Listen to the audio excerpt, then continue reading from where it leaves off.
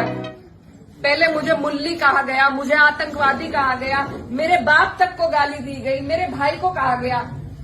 जो लोग ये पूछते हैं कि मेवात वालों को माफ कर दिया था और उसे क्यों नहीं माफ किया, उन्हें मैं ये बताना चाहती हूँ कि ये पहली घटना नहीं है, ये पहली नहीं है घटना। और सीधी सीधी जो गंदी गालियां दी गई हैं वो सिर्फ मेरे नहीं लगी, मुझे नहीं फर्क पड़ता, ना उस व्यक्ति से पड़ता, ना उसके। मेरी माए बहने, आप सभी को नमस्कार। आज बहुत ही भारी मन के साथ मैं आपके बीच में आई और एक घटना ऐसी घटी गांव में जिससे सब बहुत दुखी हैं, सब बहुत परेशान हैं। मंदिर का इस तरीके से मंदिर को खंडित करना, किसी भी आस्था की जगह को खंडित करना, ये कहीं भी बर्दाश्त के काबिल नहीं है। और इसकी जितने कड़े शब्दों में वो हम निंदा करते हैं। और जो भी कोई इसका मुजरिम है, जो चले गए, ना उनका कोई हिमायती है, ना कभी किसी ने उनकी हिमायत में फोन किया। और भी कोई अगर आपको इसमें लगते हैं तो उनको भी कड़ी से कड़ी सजा मिलनी चाहिए। मेरी ये आप लोगों से बस इतनी विनती है कि यहाँ पर पूरा गांव है हमारा, हमारे पक्ष के लोग भी हैं, विपक्ष के लोग भी हैं। एक तरीका होता है आलोचना करने का, एक तरीका होता है विरोध करने का, और विरोध से किसी को आपत्ति नहीं है। लेकिन जो जिस तरीके की भाषा का उपयोग किया गया, जो चीजें कही गई धर्म के ऊपर, बिरादरी के ऊपर, महिलाओं के चरित्र के ऊपर, क्या हम पूरे देश में ये संदेश देंगे कि ऐसा हमारा समाज है, ऐसा हमारा इलाका है? ये मेरा आप लोगों से सवाल है। मैं जब चुनाव जीती थी तो मैं इतनी खुश थी, इसलिए नहीं कि मैं जीती, इसलिए कि मुझे सर्व समाज ने, सर्व धर्म ने, सर्व जाति के लोगों ने मुझे अपना वोट दिया था। मेरे लिए उससे बड़ी उपलब्धि जीत की नहीं थी।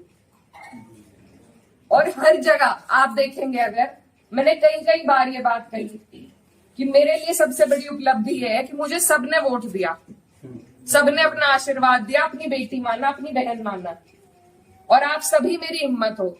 आज अगर इस तरीके की बातें हमारे क्षेत्र से उठेंगी तो मुझे बहुत तकलीफ हुई, शर्म आई मुझे कि मेरे अपने, जो मेरे मामा हैं, नाना हैं, भाई हैं, आज उनके बीच में ऐसी बात हो रही। और ये सिर्फ मुझे गाली नहीं है, मेरे इलाके की, मेरे समाज की, मेरे इस इलाके की जितनी भी बेटियां हैं, जो मुझे यहाँ आके कहती थी कि दीदी हम भी आपकी तरह आगे बढ़ेंगे, हम भी आगे निकलेंगे, उन सबके कदम इससे डगमगाएंगे। और मुझे ये बात बर्दाश्त नहीं। मेरे पे तरह तरह के सवाल उठाए जा रहे हैं। मैंने कभी धर्म की राजनीति नहीं करी, कभी जात बिरादरी की भी नहीं राजनीति करी। मेरे लिए सब मेरे अपने हैं। जहां जिसे मेरी जिस वक्त समस्या होगी, जिस वक्त मेरी जरूरत होगी, मैं वहां पहुंचूंगी। मेरा परिवार बहुत सालों से, लंबे अरसे से राजनीति में है, आप लोगों के आशीर्वाद से। और हमारे वहां पर बाबूजी हुकुम सिंह जी का परिवार और हमारा परिवार लगातार राजनीति में रहा। कभी वो जीते, कभी हम जीते। लेकिन मैं आज उन्हें नमन करते हुए आपको ये बताना चाहती हूँ, कभी ऐसा नहीं हुआ कि किसी ने किसी पर व्यक्तिगत टिप्पणी करी हो, किसी ने किसी को इस तरीके की ओछी बातें कही हो। तो वो एक राजनीति का स्तर था। और आज जो राजनीति का स्तर हम लेके आ रहे हैं, मेरे काम हो सकता है लोगों को पसंद ना हो, बिल्कुल 5 साल बाद मुझे आपके बीच में आना है। मैं किसी आपकी कसौटी पे खरी नहीं उतरी, मैं वोट मांगने की भी हकदार हूं, और आपको देना भी नहीं चाहिए। लेकिन अगर कोई आपके इलाके से कोई लड़की अगर हौसला कर रही है, आगे बढ़ रही है, तो क्या उसे गालियां मिलनी चाहिए? क्या मैं आपके समाज की बेटी नहीं हूं? ऐसी बातें रोज देख कर कि इन्होंने तो धर्म बदल लिया था, ये तो सब हमारे इतिहास का हिस्सा है। इसका जवाब मैं दे सकती हूँ या कोई और दे सकता है क्या? मुझे किसी ने कहा कि अपने पिता की तरह कभी कभी खनक आती है आवाज में, तो मैं वो बात बदल नहीं सकती। मेरे खून में शामिल है, बिरादरी भी खून में शामिल है।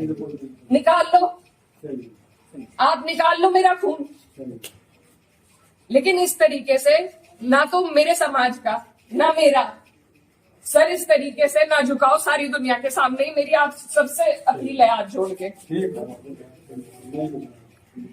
मैंने कभी नहीं कहा, कभी नहीं करी मैंने धर्म की राजनीति, ना मैं करूंगी।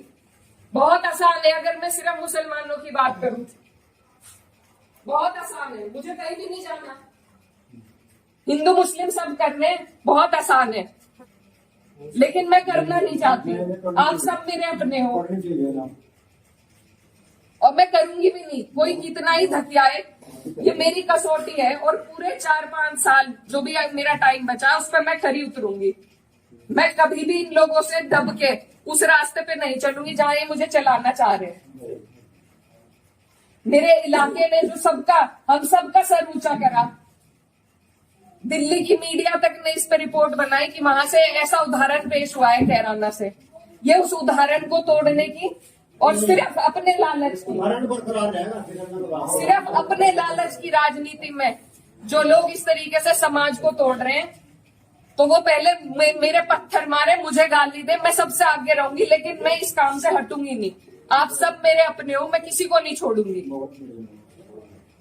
और ये जो लोग हैं, जो बात अभी मामा जी ने कही कि ये जो लोग हैं जिनको आजकल महापुरुष की उपाधि दी जा रही है, महापुरुष अगर कोई है तो बाबू हुक्म सिंह जैसे लोग हैं।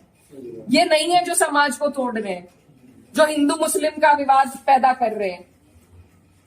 हमारा ये गांव, आसपास का जो इलाका है, सबसे पहले अपना पड़ोस होता है, बाकी चीजें बाद में होती है। और जब पड़ोस में इस तरह की नफरत भर दी जाएगी, बो दी जाएगी, तो बताइए हम कहाँ जाएंगे। आज मैं इस गांव में आई, मेरे पे ये भी इल्जाम लगाए गए कि 10 दिन से आई नहीं। पुलिस का हाल देखो यहाँ पर, रात से प्रशासन का मेरे पे फोन है, आप क्यों जा रही हो वहां? क्यों ना जाऊं मैं, मेरा इलाका नहीं है ये, कौन रोक देगा मुझे? लेकिन हम इसलिए नहीं आए क्योंकि खोसपुरा में 13वीं थी, उस वजह से उस सम्मान में हम राजनीति की बात करने आपके बीच में नहीं आए। लेकिन हर बात के विवाद बढ़ाना, इल्जाम लगाना, आज आपके बीच में आके धरातल के जो हालात है वो भी सामने आए। आप लोगों ने कई बातें बताई, कमेटी को लेकर बात बताई, वो सब भी जांच का विषय है। लेकिन फिलहाल जिस पे उंगली उठाई कि इस बच्चे ने ये करा, क्या वो बच्चा जेल नहीं गया? उसके गार्जियन भी गए। अगर मैंने हिमायत करी, आप मेरे 10 जुत्ते उठा के मारो। उसी दिन वो लोग जेल गए, उनके गार्जियन जेल गए। और अगर और भी कोई होता, कोई भी हो, मुस्लिम हो, मेरे परिवार का हो, मेरा सगा हो, कोई ऐसी हरकत करेगा तो उसे सजा मिलनी चाहिए और कड़ी से कड़ी सजा मिलनी चाहिए। ये प्रशासन आपके बीच में है, आप इनसे पूछ सकते हो। अगर मैंने हिमायत में किसी से भी फोन करा हो कि नहीं उन्हें छोड़ दो, वो मुसलमान है, लेकिन मुझे इतना अफसोस हुआ